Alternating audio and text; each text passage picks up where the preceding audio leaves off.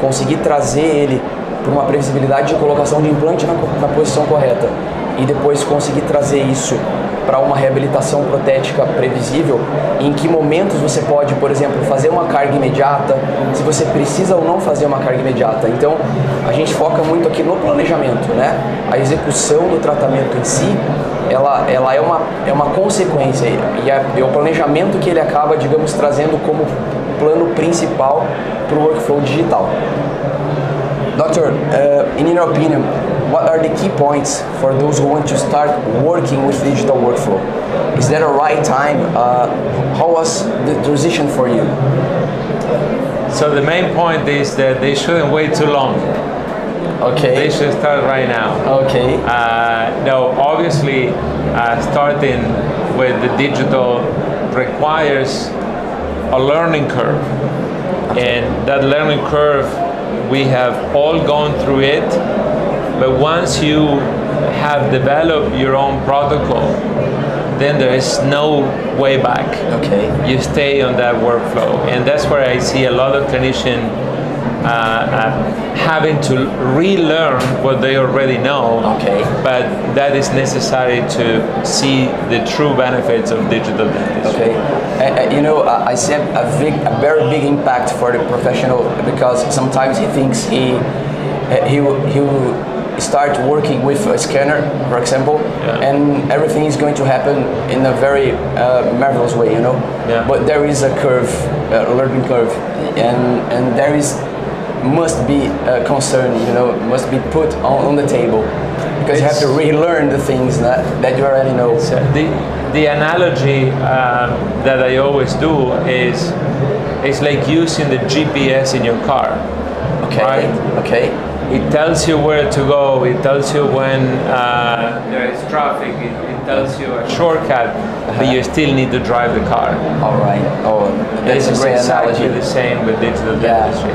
It gives you a lot of more information, but you are still the operator in treating that patient, and not only the operator, but the responsible for the accuracy and the integrity of that treatment plan as well. Perfect.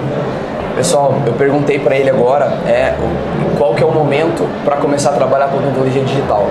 E aqui eu trago um ponto importante, porque o Dr. Galluci é dos Estados Unidos. E o Dr. Galluci, ele já tem uma bagagem de odontologia digital que os brasileiros estão começando a ter só agora, né? Então, as pessoas aqui no Brasil estão começando a utilizar agora. E eu perguntei qual é o momento certo. Ele falou, já está atrasado. Já está atrasado. Ou seja, já deveria ter começado. E ele deixa muito claro também que você precisa ter uma curva de aprendizagem. Então não é só comprar um scanner e começar a utilizar. Você precisa reaprender muitas coisas, né? Refazer o teu caminho de aprendizagem para poder aprender a escanear, para poder entender como funciona todo o fluxo. E a partir disso você vai começar a ter os seus resultados. E ele faz uma analogia no final muito interessante.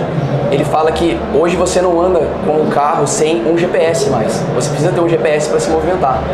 E você ter um GPS te ajuda a tomar atalhos, a caminhos mais fáceis para que você encontre o resultado mais rápido e de forma mais simples. Mas você continua sendo o operador, o cara que dirige, né, o driver do processo.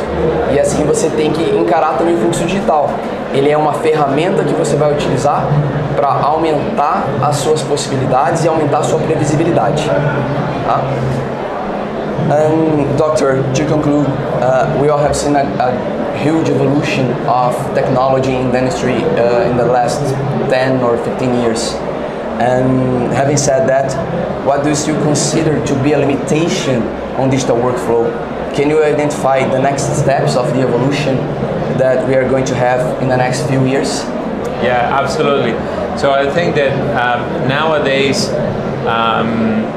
the integration of the workflow, when I compare it to 10 years ago when I started, it's fabulous. It's pretty much everything that we are doing now digitally is exactly what we were doing in the analog world. There are two elements that, in my opinion, one needs development and the other one needs a little bit more work. Number one is still digital technology is not able to reproduce highly aesthetic restorations. Still needs the final touch of a dental technician, right? So wherever you have from the milling unit, wherever you have from the printing, it still needs, for aesthetic cases, the final touch of the artistic touch that I call. And number two, I think that digital dentistry needs to integrate better with the patient's electronic health record. So, for example, if you have an electronic database for your patients, right, where you have the medical history, the x-rays, the charting, and all that, the digital workflow needs to reside, or at least needs to be able to be accessed from that point.